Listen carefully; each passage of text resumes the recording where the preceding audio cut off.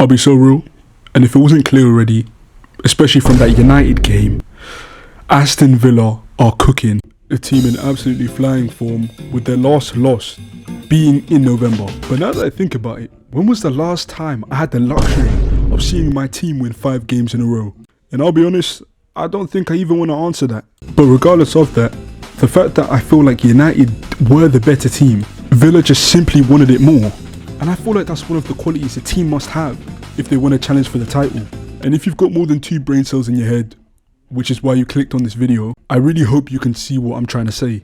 Do Aston Villa have a chance in winning the Premier League this season? And before I start, I high-key was going to make this video about City, but I'm going to be so honest, Arsenal bottling is just inevitable.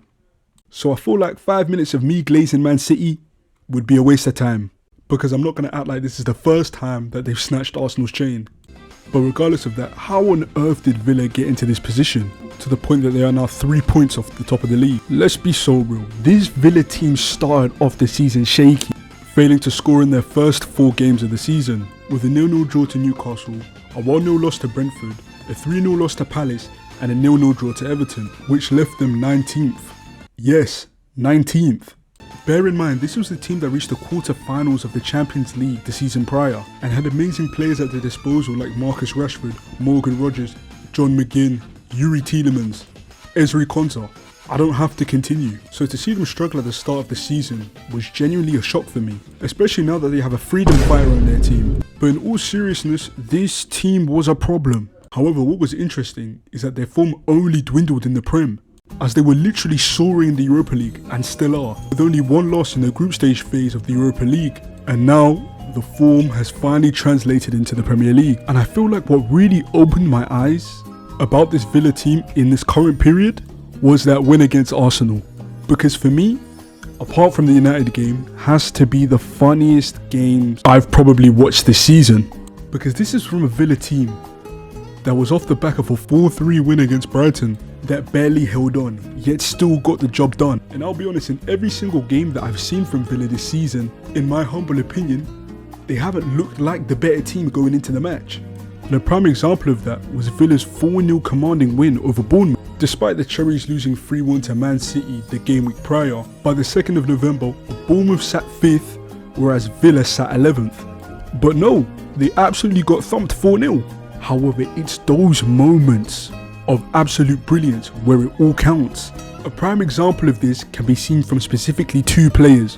Well, there's obviously more, but I wanted to look at specifically these 2, with that being Emi Buendia and Morgan Rogers. This guy Buendia has been scoring absolute bangers, with the man having 4 goals and 2 assists in the Prem this season, and an absolutely vital goal that brought Arsenal to their knees. And again, it's these type of players that you need off the bench to help you win a title. And what's even crazier is that this guy has equaled Ollie Watkins' goal tally this season. Actually, tell a lie, he's currently outscoring him this season. And this guy Morgan Rogers, I can't even be mad, because this guy might be slowly taking the reins back of his celebration from Cole Palmer. Because the man is currently having the season of his life, scoring 7 goals in the Prem with 2 assists, with the man currently being Aston Villa's top talisman. And it's not even like his goals have been poaching. Obviously goals are goals, but he's been absolutely rifling one from outside the box, having scored 3 braces this season, where his goal catalogue has been absolutely spectacular. But with obvious flashes of individual brilliance, I'm not going to act like the rest of this team isn't as locked in as Morgan Rogers, because they are. With Matty Cash having the same amount of goals as Ollie Watkins from right back. Do you know how mad that is? Because imagine their strikers having a goal drought, and then their right back decides to slap 2 in your head. This whole Villa team is just a myth in itself, honestly. But like I said beforehand, that's what it takes to win a title. That Leicester team was also a myth. You had an unknown N'Golo Kante at the time, Riyad Mahrez, and a 28-year-old Jamie Vardy. And again, the rest of that team were also pulling their weight. And if this was a Leicester team that was coming off the back of survival, it's not ridiculous to say that an Aston Villa team have a chance in potentially lifting the Premier League this season. However, it will be interesting to see if they can maintain their form, especially since they have Chelsea next and Arsenal.